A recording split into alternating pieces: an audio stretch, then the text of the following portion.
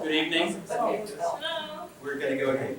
Hello. Oh, yeah. Wonderful to see you in particular. It's wonderful to see everyone. And welcome to this first reading on the part of creative writing and English, as well as the initiative on race and resilience. I'm not a creative writer, and I'm not even here in my capacity as a literary critic.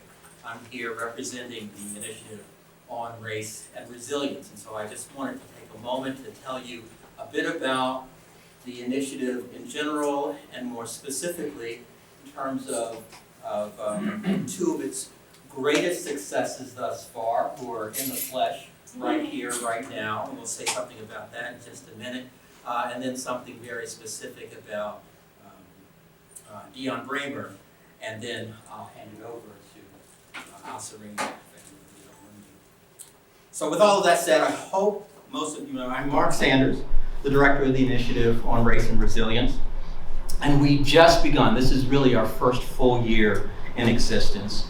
The initiative is a community of scholars, students, artists, and activists, all dedicated to the redress of institutional racism and to the support of communities of color. Global in scope, comparative and interdisciplinary and critical approach, the initiative provides training, support, and programming in three primary areas: research, education, and community building, community empowerment. I'm not going to belabor you with the details for each three foci, as we call them, but I do encourage you to visit our website to look for more information. Those of you who are teaching classes and are interested in your students being interested in IRR, please send me an email. I am visiting classes all this semester, and I would love to coordinate a visit with your class. So I'm very much available. Just let me know. If you are not affiliated and your work in some way engages issues of race and or institutional racism, please consider uploading your materials for affiliation. If you go on the website, you can find the instructions for how to do that. All right. When Dean Mastillo authorized us to hire, that is IRR, we knew that we wanted our first effort to be in the arts, and thus a partnership with creative writing and the English department. Through long conversation amongst the members of the Board of Advisors, we came to the agreement that we wanted to design an initiative that was fully alive to the critical tension at the heart of our contemporary understanding of race. Race as both a strategy of oppression and a site of identity, resistance, and recuperation. In other words, we wanted to be fully alive to the destructive power of race, but we didn't want to reduce race to racism. We wanted to understand race in terms of its oppressive and regenerative capacities. And what better way to explore this impossible tension than through the arts? Thus our desire to partner with creative writing in English to make our first appointments in the arts. The search resulted in 2 appointments, not just one. Both Dionne Bremyer and Xavier Aquino, who is here as well.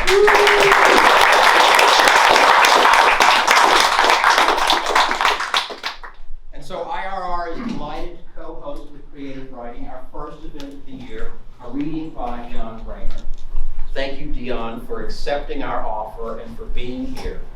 Thank you for Quint, just published a month ago. Thank you for leading us through a more complex and nuanced exploration of race, and thus a more honest and probing exploration of ourselves.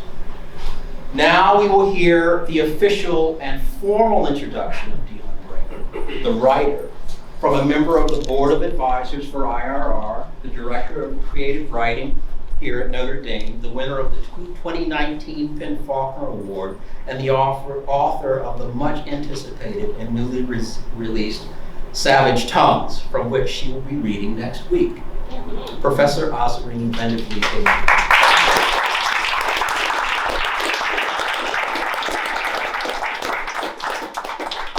Good evening. It's so good good to be in a room full of people. I was joking the other day with Mark that I didn't realize I like people as much as I do after the pandemic. It's just really nice to see everyone gathered here to celebrate Dion and this incredible debut. So I'm really pleased to have the honor of introducing Dionne Irving Bremyer this evening. This is a night, as Mark pointed out, of multiple celebrations, an occasion to formally welcome Dionne to the MFA faculty at the University of Notre Dame, and to listen to her read from her genre-bending speculative historical novel, Quint, her debut released by 713 Press in August. Congratulations.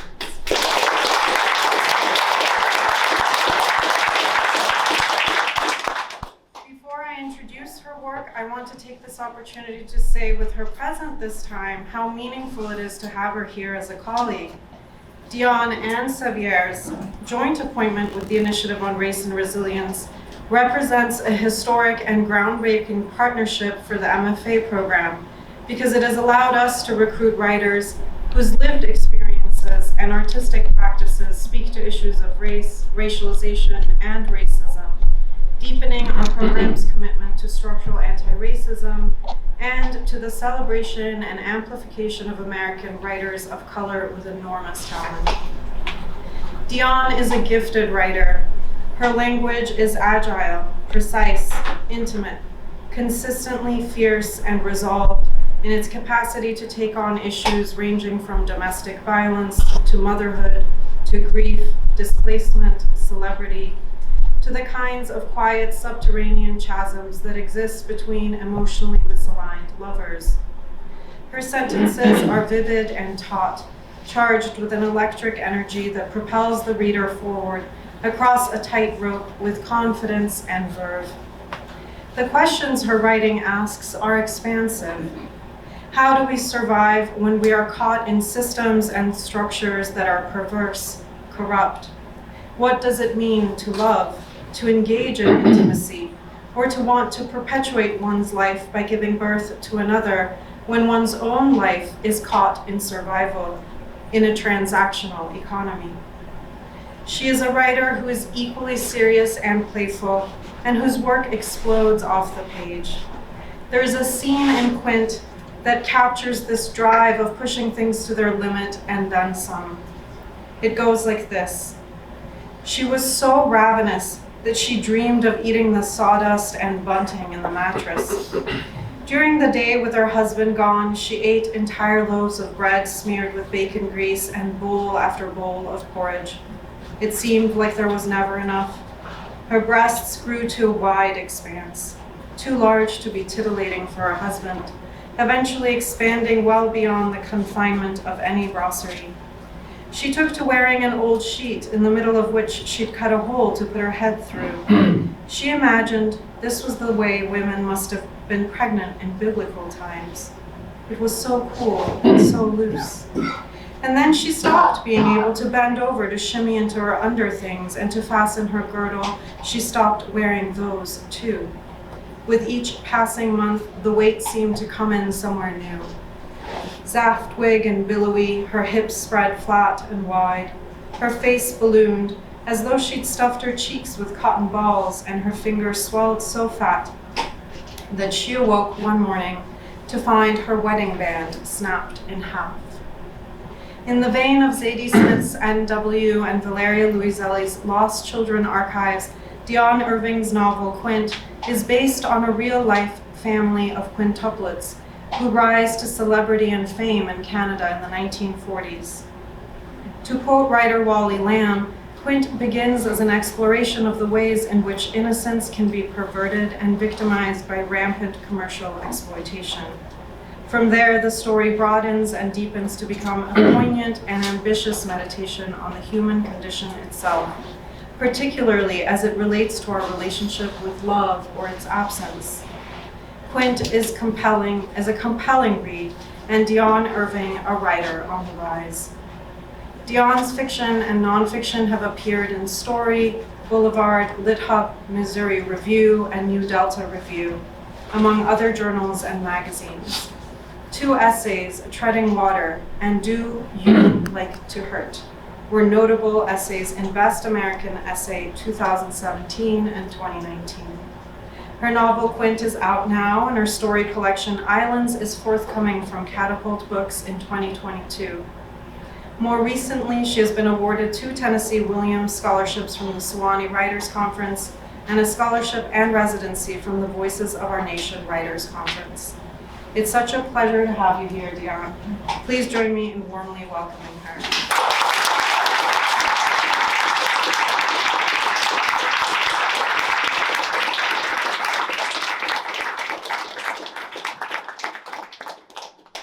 Thank you so much for coming tonight, and thank you so much to Mark and to Azarine for those lovely introductions. I'm going to read a little bit from Quint, but I want to talk a little bit before I do that about sort of what drew me to writing about this story, which I think probably from the outset looks very different from my own lived experience, right? It is about, 5 white French-Canadian girls, very different than my own story. But what really drew me to that story was kind of the idea both of the external gaze and the ways in which bodies are commodified. And that to me is very central to the experience of being Black in the United States. And that really to me resonated when I started reading the story of these girls about why I would sort of want to tackle a story like this. Also afterwards, if you're interested, I have these friends who have an independent bookstore who presented me with a scrapbook a couple of weeks ago that they found at a yard sale, and it is a scrapbook full of cutouts about the Dion Quintuple. So I left that over there if anybody would like to take a look at that. It's a really good gift. So I'm just going to read a few sections from the novel. So the novel is kind of set up almost like a scrapbook too, right? It's told from these multiple points of view and get various different perspectives on the story from various different characters, including a sister who died at the moment of birth, who's also one of the narrators in the novel. Mother. When she started bleeding, she thought for certain she'd lost the child. The blood was bright red, the kind the midwife had warned her about, the kind that meant surely this child, like the others before it, had died inside her. Again, her body had failed her, had shown her that she wasn't really a woman. In a month or so, he would climb on top of her and do it again, and she would get pregnant again, and they would do this bébé non bébé ritual again. At least, that's how it had been before. She looked to the picture of the Virgin on the wall and was reminded of how Notre Dame had failed her time and time again. So she was surprised when an hour later, when after she had hoisted her mass into the kitchen for water, she felt that flutter, that hint of an elbow or knee, she couldn't be sure, pressing against her from the inside, that thing that told her that this was life. She looked again to the picture of the Virgin Mary hanging over the bed. She could see her from the sink, like the Virgin was calling to her, like she was beckoning her, and she floated, wet hands, back onto the bed where she spent most of her days. The next thing she remembered, he was shaking her, and when she opened her eyes and saw him, her husband, standing there, it was like she had been waiting for him all her life, or at least waiting for someone like him. "Are you all right?" he kept saying, and then finally, "Answer me." "Yes," she said, of course. But she couldn't get up, couldn't sit up in bed. She remembered the blood and her hand flew between her legs. She drew that hand to her face to inspect it for any hint of red, but there was none. "What is it?" he asked, the hard edge in his voice gone. He sat at the end of the bed, smoking a cigarette and watching her. "There was blood today, earlier, but I think I felt the baby move after that." He stared at her with large, unblinking eyes, and she couldn't tell what he was thinking or what he understood. This happens with cows, too. He dropped a bit of ash on the floor, and she tried to imagine when and how she would be able to clean it up. Sometimes they bleed a little at first, a little blood, but then later on, a perfectly healthy calf. There were only 2 rooms in the little house, and cigarette smoke filled them both.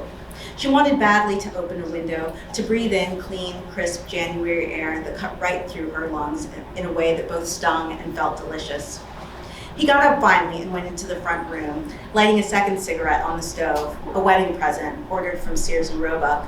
It was the newest thing in the house and took cord after cord of wood to heat. And while the house was wired for electricity, money came too infrequently to leave it on. She watched him pull a hunk of bread from the larder and slather it with butter. She wondered if the Virgin's husband ate like this, sloppily, hunched over the sink, like an animal. No, he didn't. She knew that. Even though Joseph knew that the Virgin wasn't carrying his child, he was attentive, devoted, and gentle. He wouldn't smoke a cigarette in front of her. He wouldn't jam bread into the gaping maw of his face, never offering her a bite. She could see him from the bed, wiping the knife on the seat of his trousers after each slice, and she felt the bile rising her throat. She turned and vomited all over the floor, feeling the heat from the contents of her stomach splash back onto her face as she retched and retched. And when she finally stopped, when she looked up, he was standing there staring at her. "What should I do?" he asked, still clutching the butter knife. "The doctor," she murmured. "You better call the doctor." And then it all went black. Sister. In the beginning, there were 6 babies. That 6th baby, the dead one, the one whose face you don't know, is me. Time can whisk away a half-century's worth of television, film, and cultural spectacle. Much of the memory of my sister's lives may be crowded and created by what was in the tabloids. Visualize a photo. It is a portrait of my ignominious father, my long-suffering mother, and the passel of gnarly-haired brats they spawned, who were copies of the original. Me again. We weren't the first, you know. There's a statue in Hamelin, Germany, commemorating 7, all with identical death dates and hours, as if the Pied Piper himself had taken them away. And of course, Aristotle wrote of quintuplets as early as ancient Rome, the bane of the Roman Empire, some kind of curse. The children of multiple births rarely saw adulthood. But we were special. We were the first you've ever heard of. We were a medical marvel, one in the hundreds of millions of monozygotic miracle, our mother's eggs splitting into 6 even pieces, creating the world's most perfect match set, with identical DNA coursing through us in utero. 6 little babies, all alive. One kicked the bucket, and then there were 5. 5 little babies. Imagine they were poor. One tumbled in the public eye, and then there were 4. 4 little babies on a shopping spree. One overspent her cash, then there were 3. 3 little babies, darling little shoe. One caught a cold, and then there were 2. 2 little babies frolicking in the sun. One got a nice red burn, then there was 1. 1 little baby, all alone. I close my eyes before the story even begins. I was buried in the backyard by our father and not mentioned again to anyone, not even our mother, outside of his single deathbed confession to his priest. 5 little girls instead of 6, 50 little fingers and 50 little toes, thick black hair and button noses. No, not perfect, but good enough, more than good enough, when multiplied by 5.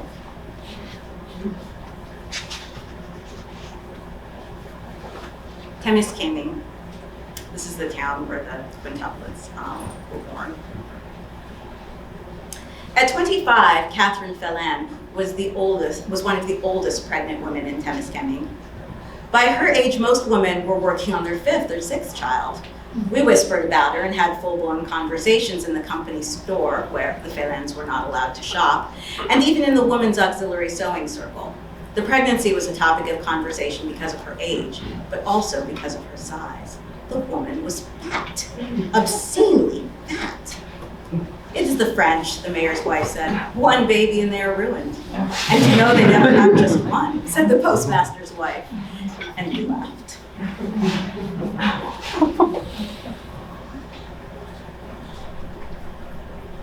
Temiskaming.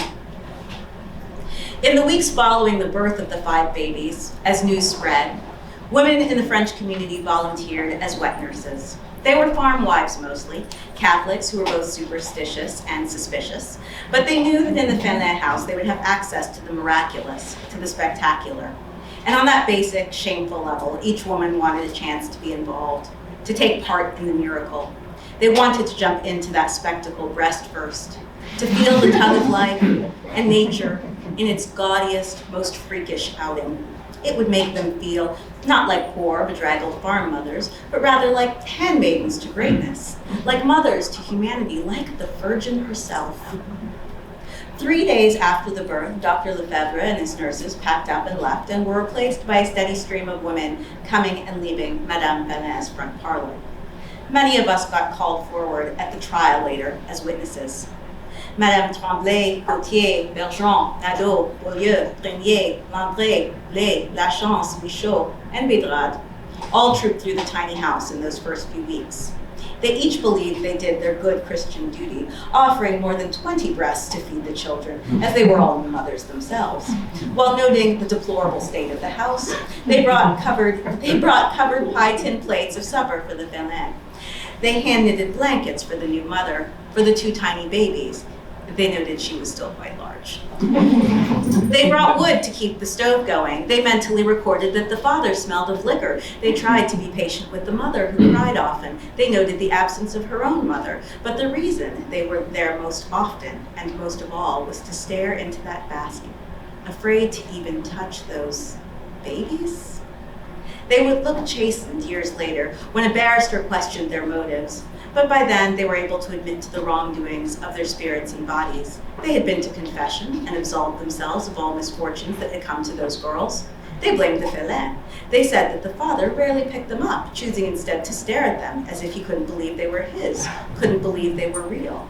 They said that the mother couldn't seem to do much but cry. These women admitted to being motivated by a perverse desire to marvel, to stare, to gaze, not by the pure desire to help. But they knew that God had forgiven them for their sins.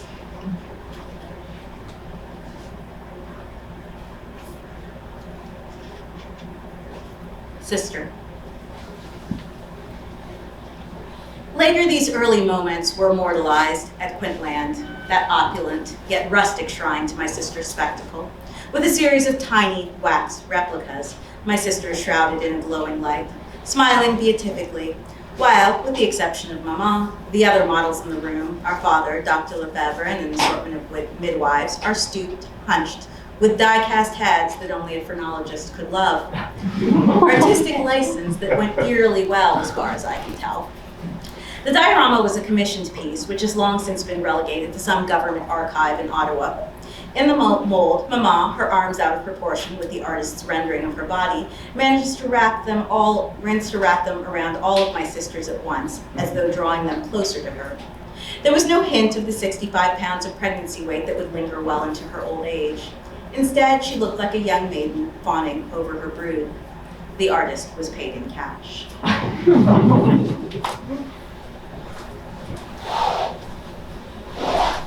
Father.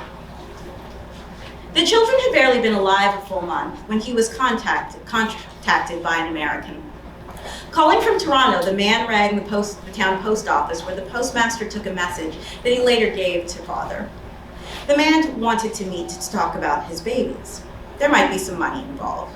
He ignored the message and assumed it was some prank until the Western Union man came with the telegram.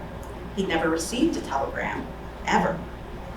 It was from the American telling him that he would be there the day after tomorrow to lay eyes on the girls himself and to make a proposition. That word, proposition, rattled around in his head for the next day or so. He imagined himself haggling with the American until he offered him more money. But money for what? What did he have but a bunch of mouths to feed and a wife who was almost criminally lazy? They had received donations, charity, in another time he would have thought was only for the laziest of Temiskaming, not him, but the tins of carnation milk from the Red Cross and the blankets and tins of corned beef from International Paper were too hard to turn down. When that big black car pulled up 2 days later, he was at the door, as scrubbed as he could be, his face a minefield of shaving cuts where he'd nicked himself over and over again. Gibson was the worst kind of American. Cigar chomping, loud, and oily. He learned how to say bonjour in French only just before he'd arrived at their home, and he kept saying it over and over again, like an overstimulated parrot, until the interpreter put a hand on his to indicate that he needed to be at least a little bit quiet in this moment. He brushed her hand away and pounded his chest. "Gibson!" he nearly screamed. "Mon nom est Gibson!" "Yes," Auguste said, "I know." The man smiled at him kindly, muttered something in English. Auguste backed out of the doorway and invited them into the house, which Gibson thought looked cozy and warm in comparison to the blustering March sleet. "This man is an idiot," the translator muttered in French to Auguste as he stepped through the door, brushing moisture from her coat sleeves and taking his hand. She introduced herself as Elsa and told him she would translate for the large American. She promised she would do her best to relate everything he said. The woman was petite and pretty, and he liked how soft her hand felt inside his. He liked how she mocked her employer. "And what does he want with us?" he asked her, still holding her hand. "You mean you don't know?" He shrugged and released her hand and called his wife from the bedroom. She came carrying the children in the basket and set them on the table. She busied herself making tea for the guests. There weren't enough cups for everyone, and so Auguste gave her a look to let her know that she shouldn't take any. Introductions were made all around. The translator was called Elsa, and he gave this man, this Gibson, both his Christian name and his family name. "You know of my family, yes?" he asked the American, and the translator repeated the question. He shrugged helplessly. "I think he just wants to see the babies," Elsa said. They were beginning to fuss slightly, and when he pulled back the blanket, they howled a bit, feeling the first burst of cold air. They seemed to try to move closer to each other, to feel the wonder and warmth of their sister's skin pressed against their own. The American beat his chest again and spoke in rapid fire to the translator. "He's dazzled by them," she said. "He wants to make a deal with you. He wants to make you rich." "Let's talk," Auguste said in English. "I'm a reasonable man."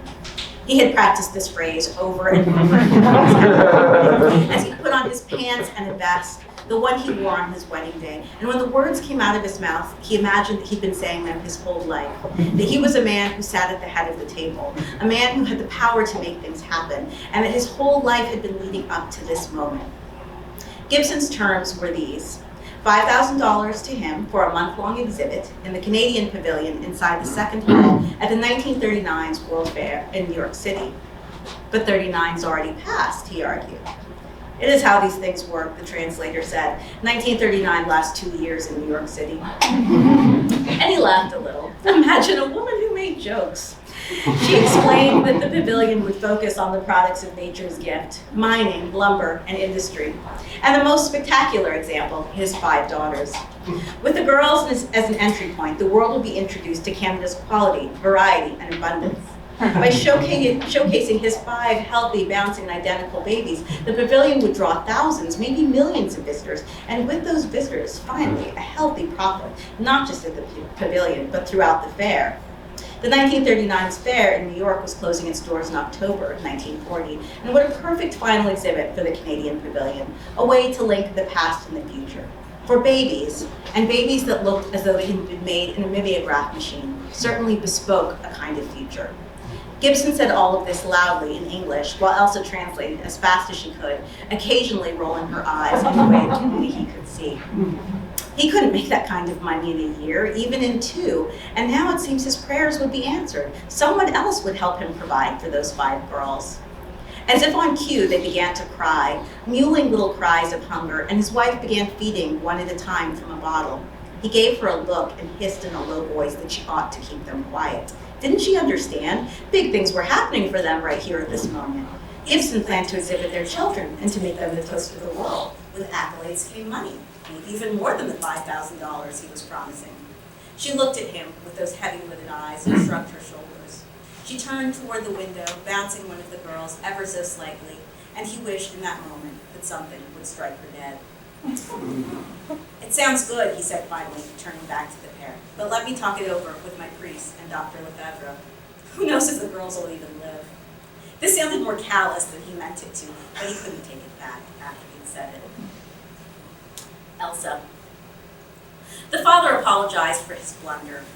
"I've just never seen any babies so small," he said. "Of course I want my children to live." "Of course you do," she said. She did her best to explain his comment to Gibson, who shrugged. "If they don't," Gibson said, "we can make plaster casts of their body and put them in big jars. Either way, it'll be something to see, quite something." He made his hand as big as a jelly jar and nodded at her to translate.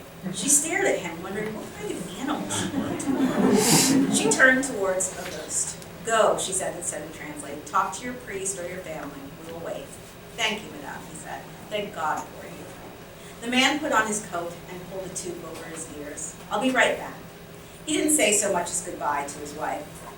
Kneeling in front of the open oven, the heat warming the basket of babies in front, the mother glared at Gibson when he lit his first cigar. 2 of the babies had begun to writhe. "Are you English?" she called out to Gibson in French. "You speak no French? You're not a Catholic?" The babies coughed again. She looked at him and in English screamed, "Out! Out! Out!" Monsieur Fillet had been gone nearly an hour, and in the light of the hysterical mother's response, Elsa was sure that Gibson had witnessed his investment slipping away before he had even secured it. He stepped out into the snow and she shut the door behind him. The mother knelt in the corner over what looked like a laundry basket. Elsa's breath caught in her throat when she saw them. They were barely even babies. They looked like the rats Elsa had seen in Paris years ago, squirmy, red, and hairy. What was she doing here in this place? Elsa opened and closed the steno pad in which she'd been instructed to take notes for Mr. Gibson, that lout. The man seemed to have his hands all over her the moment they were alone in any space together. He wanted a concubine, not a translator, not a secretary. "How are you doing?" Elsa asked the woman as she finished feeding the last of the babies. "You must be exhausted." The mother shrugged. She was hollow-eyed and wore a dress that was too tight in some places and too loose in others. She stood up, opening a simmering pot. "This is all they eat," she said. "The doctor calls it 720 formula, cow's milk, boiled water, 2 spoonfuls of corn syrup, and 1 or 2 drops of rum." She pulled the pot onto a coal burner and measured it into glass bottles. "Your home's lovely," Elsa said. "So warm. What a wonderful wife you must be." The mother just stared at her from the kitchen sink as she rinsed out the pan. When she was done, she smoothed her skirt and checked the seams on her stockings to ensure they were straight. "I had a home like this once," Elsa finally said. She didn't know why she kept talking, why she couldn't seem to stop. The woman's silence unnerved her. "I came to America from France to live with my husband." She told the story lightly now, remembering her big American husband, his massive hands and the dust-filled farm where they tried to make a life for themselves. She remembered how hard she'd had to work to make their 2 rooms feel like home. It had almost been a relief when 2 years later her husband died of pneumonia, his lungs filled with dirt. Stranded in a Kansas wasteland with no money and very little English, she moved to New York. She was small and pretty, which helped her to find work in the city. She worked first as a maid and then as a nanny. She was courted, but had no desire to marry again.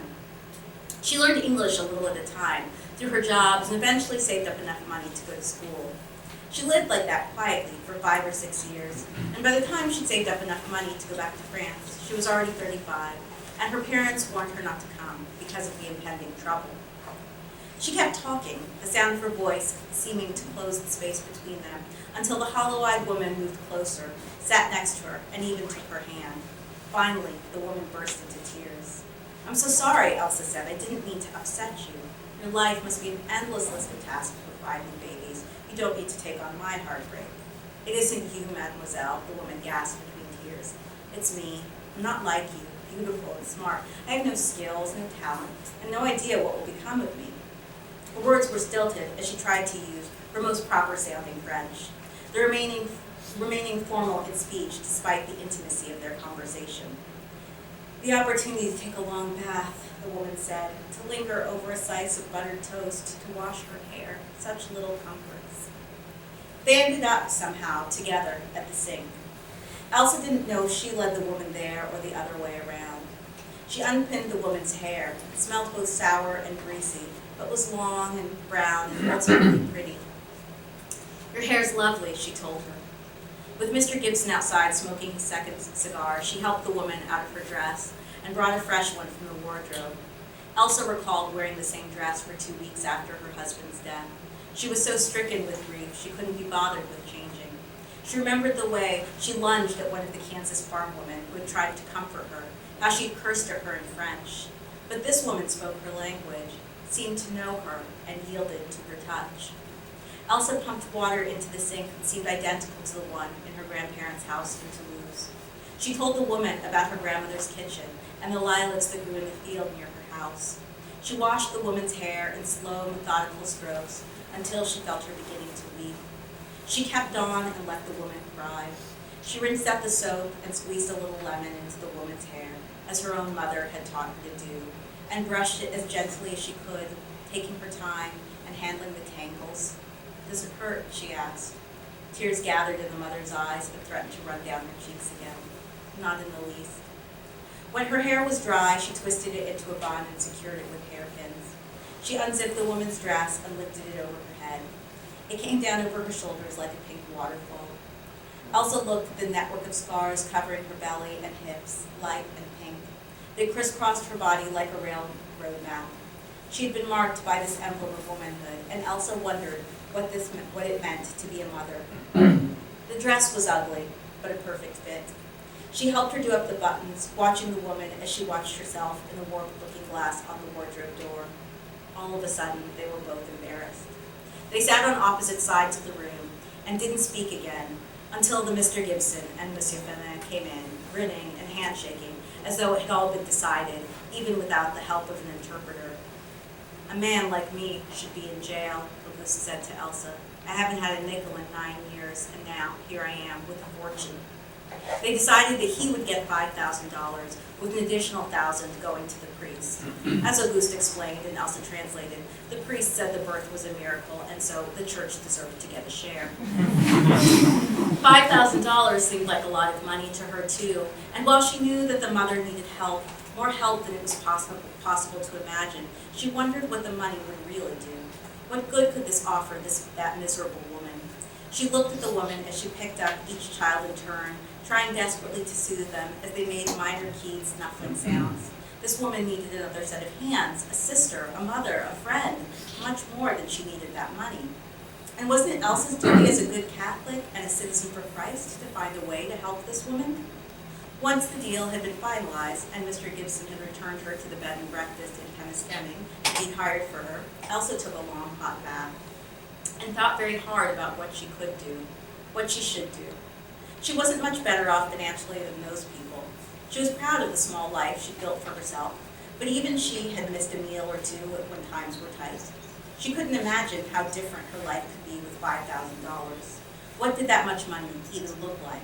And what would she do with it? And worse, what would she do for it? She thought of the times, the second time, really, that she could have married. Certainly money would have made her life easier.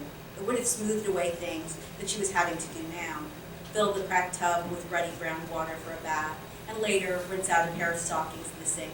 Stockings so old and frail, she was half worried they wouldn't last the trip back to New York City. Then there would be a sad cheese sandwich from the landlady, the bread probably just past its prime. But 2 hours south of here, with the man, oh Anthony, she imagined would have married her, she might have had an entirely different life. Would have had the kind of money to solve all her problems. But she was a romantic at heart. Her husband, for all his rough ways, had been a tender man. There was no tenderness in this man, Gibson. Anthony had been witty, had made her laugh until she nearly cried, and he'd always given her the best books, taken her for lovely meals, had made conversation so bright and so cheery she'd never been able to imagine any kind of life with him. In spite of Anthony's kindness, there was a sadness that seemed to be with him all the time. She'd wanted to help him too, but she hadn't known how. Anthony was the type of man to shut himself off, to mask his feelings with intelligence, and she could not imagine lying next to him in bed, sharing confidences as she had with her husband. Could not imagine the intimacy between them that came with marriage. There was something deep and dark that she couldn't touch. She thought of him now in the bathtub, letting the water drip through her fingers and down her leg. It had been easy enough to know he wasn't for her. It had been easy enough after her husband died to think about spending the rest of her life alone. Her parents had raised her to do the right thing. It had been simple to figure out when to help the little girl with the cleft lip taunted by the village boys, well-timed rocks, or to remember not to taunt the neighbor's dog. But this woman, what was the right thing for her? The woman's smell lingered on her. Even as she climbed out of the tub, she could almost catch a whiff of the musky odor that clung to the woman, as though the smell had settled permanently in her nose. It was like something dead. She thought of her all evening, nibbling at the cheese sandwich while pressing her dress for the return train trip. It wasn't right, she felt certain of that. Displaying babies like objects in glass enclosures, it wasn't right. They were people, tiny people to be sure. But she was no one, she had nothing. But who did these days? In the safety of the little room, she imagined those children in New York, peered at behind thick, dirty glass, covered in the same film of soot and grime that she washed off her face at the end of the day. She liked this about Canada, the way it was so cold and clean. Her lungs had felt liberated the past few days, and she imagined staying here, finding some husband of French extraction, helping those girls. She found Anthony's number in her address book. 3 different scratches marked out of his New York address, but there was his final Toronto telephone number, and she waited a moment before deciding to go downstairs and call him. She hadn't seen him in nearly 3 years. What if he had changed? But what choice did she have? She made the call that very night. The landlady shut the doors of the parlor to give her some privacy. She placed a person-to-person call to Toronto and was surprised when he picked up almost right away. She was comforted by his voice. It was the same, a bit nasal, and that very clipped British way of speaking, as though the end of their words might get caught on their lips if they didn't finish their sentences quickly enough. She rushed through the story, skipping over the part about the mother. Those girls, she said, were entirely worth more than $5,000, she believed, and even the Canadian government knew that much. And besides, she argued to Reese Osborne, those children were not animals to be displayed behind glass. Words she would regret for years. Thank you.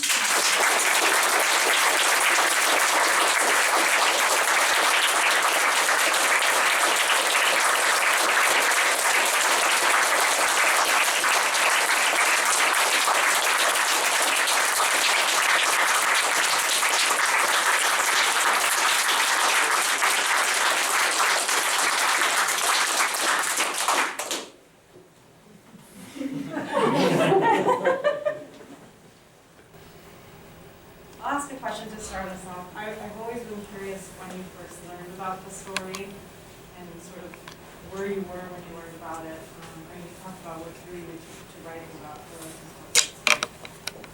the moment of discovery. I've kind of known about it my whole life. It's one of those things that, like, all Canadians kind of know. I mean, it's, you know, I think it's unusual in the U.S. People are like, how did you hear about that story? Whereas if you meet a Canadian, will be like, of course, the Dion quintuplets. And so, you know, they were such a big part of Canadian history, and they used to have a museum in North Bay, Ontario, which was the birthhouse that's recently been closed. But you know, they were born during the Depression, and at the time they were one of the things to sort of save the Canadian economy from collapsing, because so many hundreds of thousands of people came to Quintland, spent money. You know, they had various different branding deals for, you know, thousands of products. They made movies, so that actually increased the GDP of Canada during the Depression. I have a follow-up question. So when you were approaching it aesthetically, sort of, how did you know this, you know, just it occupies such an interesting space, the book, where there are these moments where the language is kind of turning into the speculative, but just shy of, you know, completely blowing it open in that way. And I was just curious, what is that energy in the novel doing for you symbolically, and what is it representing in terms of the subtext of the story? And I'll sit down. Thank you. I think there's something kind of like grotesque about celebrity, you know, but it's all kind of fascinating too, and that we can't look away. But I also think that there's something about us as human beings that likes spectacle and celebrity. And so I think sometimes we think about that as like a relatively recent phenomenon because of reality television and cell phone videos. But I think it's important to think about the fact that celebrity is like absolutely kind of who we are as a species, you know, that we sort of can't divorce ourselves from that. And so to me, I guess that's part of where the novel does sort of mess with those kind of speculative elements, and that I'm interested both in the way that we engage sort of in this practice as a species, but are also extremely dismissive of it, you know. But we also can't divorce ourselves from it. And there is something about that that feels to me kind of fabulous, right? That we do this thing even unconsciously, you know, that is so much a part of the fabric of who we are as people. And so I wanted to kind of explore that in the book. And I started, you know, sort of sketching out parts of the book years and years ago, but because of that really horrible reality show on TLC, John and Kate plus Kate, which was so, I mean, I was watching it and I was like, don't they know this story ends badly, which it did, right? And so I felt like there was all these things to look at to me And you'll see the living quintuplets will kind of poke their head out once in a while and say, like, please don't exploit your children. You know, but that is so much a part of you know, our contemporary culture, but in many ways they were kind of the first, and I feel like we didn't learn anything from them as a cautionary tale. And it's such an incredibly sad story, you know. Their parents, you know, in life were able to regain custody of them at some point, but it was not good, you know. It ended quite badly. And so I feel like part of it is thinking about the way in which life itself is kind of speculative and fabulous, right? That we do these things all the time and ignore sort of the nature of them and the way that they are potentially problematic, you know, in our culture and still engage in those things. We do it all the time, right? That's one example of it, but there's 8 million things that we can probably name that fall through that criteria. You mentioned that the structure of the novel is kind of like this scrapbook with all these different pieces and narrative threads kind of converging. And I wondered if you could talk a little bit about your process of kind of gathering these pieces and of organizing them into the larger narrative. Yeah, I when I started writing the novel, I was writing from a couple of different points of view, mostly the sisters. But one of the things that I found too is that, you know, especially in terms of thinking about them as children, that they sort of can't catalog their own oppression, right? There needed to be outside voices to kind of speak to that particular narrative. And so as I sort of started getting further along in the story, I felt their voices weren't adequate enough to sort of tell the fullness of that particular story. But I also felt it was really important to understand the people who were a part of, you know, systematically, you know, oppressing the girls, right? And one of the things that's really kind of interesting in the research that I did is there's not really anybody named, right? It's all very elliptical in terms of who did what. And one of the things that I did, that there's something similar to in the book, was I went into the University of Toronto law archives and found the actual law that they used to remove the quintuplets from their parents, which is called the Dion Guardianship Act. And it's a fascinating document because the person who actually has custody of them is King George, you know, a lawful guardian.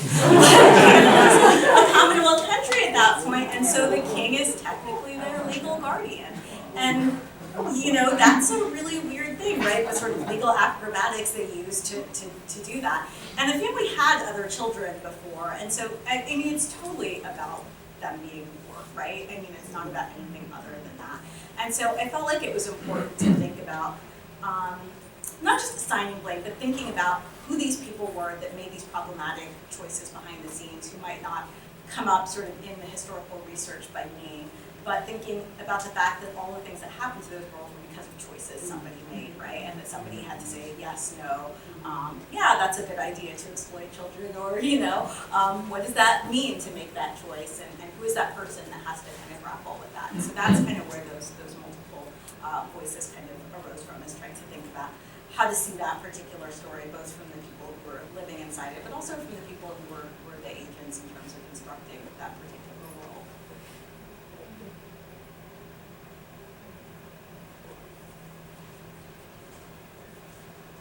Well, if there aren't any more questions, I think we can wrap up the night. Thank you so much.